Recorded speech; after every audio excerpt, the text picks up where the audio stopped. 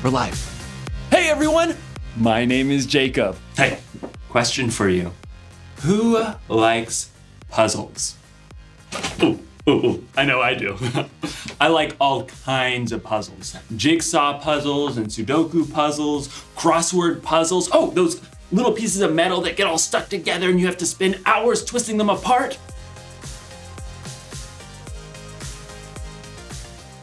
Yes! Woo! I love puzzles. Every single puzzle has a solution, no matter how challenging. Puzzles remind me of hope. Hope is believing that something good can come out of something bad. You see, sometimes life can feel like a puzzle, kind of like you're trapped in a maze. But when you have hope, you know that there's always gonna be a way out. Got it, Jacob. Woo! Or what if you've got so many problems that you feel like you're underwater?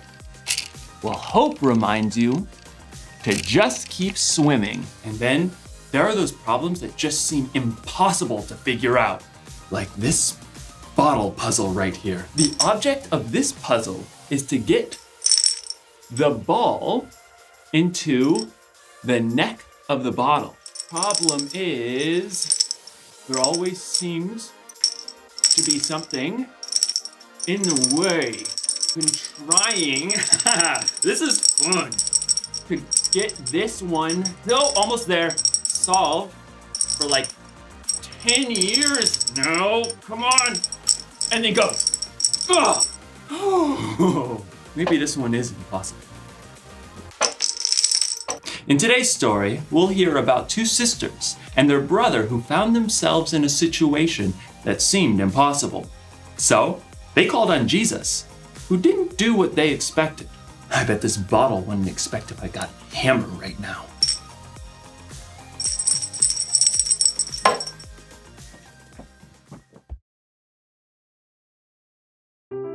The Bible. It's 66 books of history, stories, letters, and poetry that fit together to form God's one big story.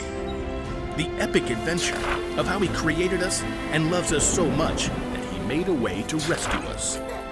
As we travel through the Bible, from Genesis to Revelation, we discover people who met God and found their lives changed forever.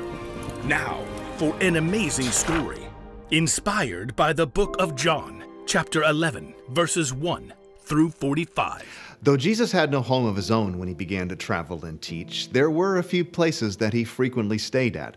One was the home of Mary, Martha, and Lazarus.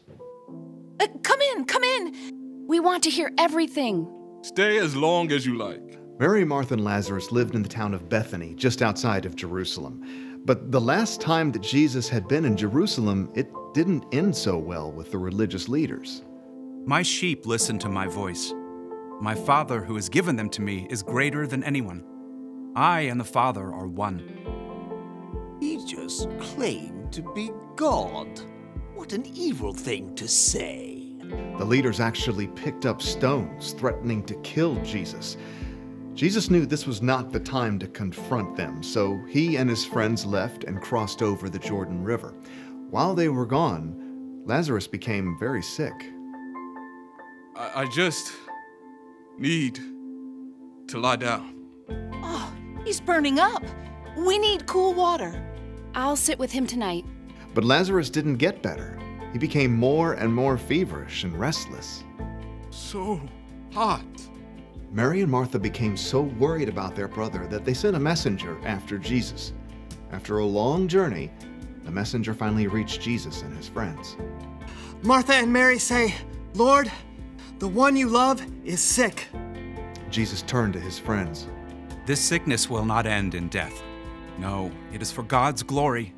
God's Son will receive glory because of it. Perhaps Jesus' friends thought he would just heal Lazarus from a distance, but 2 days later, Jesus told his friends, Lazarus is dead. Wait, what? For your benefit, I am glad I was not there. Now you will believe. But let us go to him. Even though the religious leaders had tried to kill Jesus in Jerusalem, he chose to return for the sake of his friend. When Jesus and his friends at last neared Bethany, they were quickly spotted by the men and women who had come to comfort Lazarus' sisters. Martha, Mary, Jesus is here. If only he had come earlier. I have got some things to say to him. Martha leapt up and ran to meet Jesus outside the village. Lord, I wish you had been here. Then my brother would not have died. But I know that even now, God will give you anything you ask for. Your brother will rise again. I know. When people are raised from the dead on the last day. Martha, I am the resurrection and the life. Anyone who believes in me will live, even if they die. And whoever lives by believing in me will never die. Do you believe this? Yes. I believe you are the Messiah, the Son of God who is supposed to come. Jesus nodded and looked past her. Where is Mary? Martha raced back to get her sister. The teacher is here. He's asking for you. Mary couldn't stop her tears, but she got up and hurried to meet Jesus, followed by her family and friends. When she reached him, she fell at his feet. Lord, I wish you had been here. Then my brother would not have died. Jesus saw her tears and the deep grief of the others around her, and his own spirit became very sad. Where have you put him? Come and see, Lord. As Jesus followed the crowd, his deep sadness overflowed into tears, and everyone noticed. See how much he loved Lazarus? Maybe. He made a blind man see. Couldn't he have showed up sooner and kept Lazarus from dying? Soon, the group reached the cave where Lazarus' body had been laid. A large rock blocked the entrance. Take away the stone. But Lord, he's been in there 4 days. By now, there's a bad smell. Didn't I tell you that if you believe, you will see God's glory? Martha swallowed hard and nodded to several of the men standing nearby. Go ahead. The men braced themselves and shoved hard against the stone. The wide mouth of the cave gaped open. Jesus stood in front of it and then looked up to heaven. Father, I thank you for hearing me. I know that you always hear me. But I said this for the benefit of the people standing here. I said it so they will believe that you sent me. Then Jesus bent down and called loudly into the tomb. Lazarus, come out! For a moment, they heard nothing. And then, impossibly, they heard rustling. Lazarus stumbled out of the cave. Lazarus! Lazarus' face and body were still wrapped in strips of linen, but he was very much alive. Take off the burial clothes and let him go. Swiftly, Lazarus' friends and family unwrapped the strips of linen. Where am I? Jesus? Mary and Martha hugged their brother, laughing and crying. You're alive! You died. Jesus brought you back to life. Many of the people who had come to comfort Mary and Martha saw the incredible thing that Jesus has done, and so they believed in him.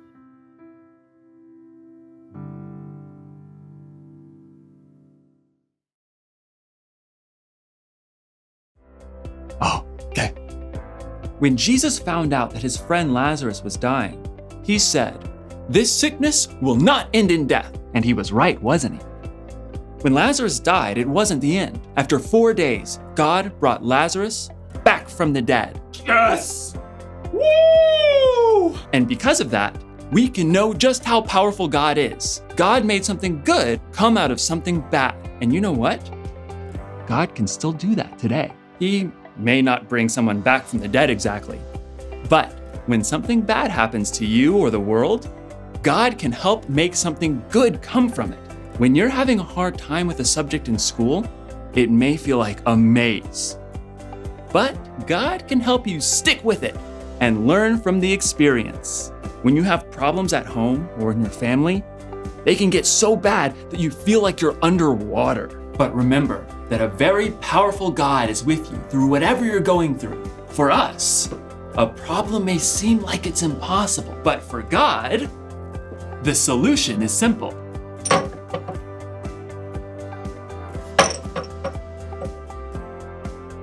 Got it. Here's the one thing to remember today. Whatever happens, remember how powerful God is. Whatever happens, God is so powerful, He can make good come from bad. You may not see or understand how God is working, but you've seen how God has worked in the past. So you know you can trust God no matter what. I guess I'll have to move on to a different puzzle now that I've solved this one. Oh my goodness! No, I can do it again. No, just wait, just wait. Now that I've solved this one, hold on. Solve this one, okay. You saw me do it now. You saw Jacob do it. Jake, come on, Jacob, come on. Come on. Just, where's that hammer?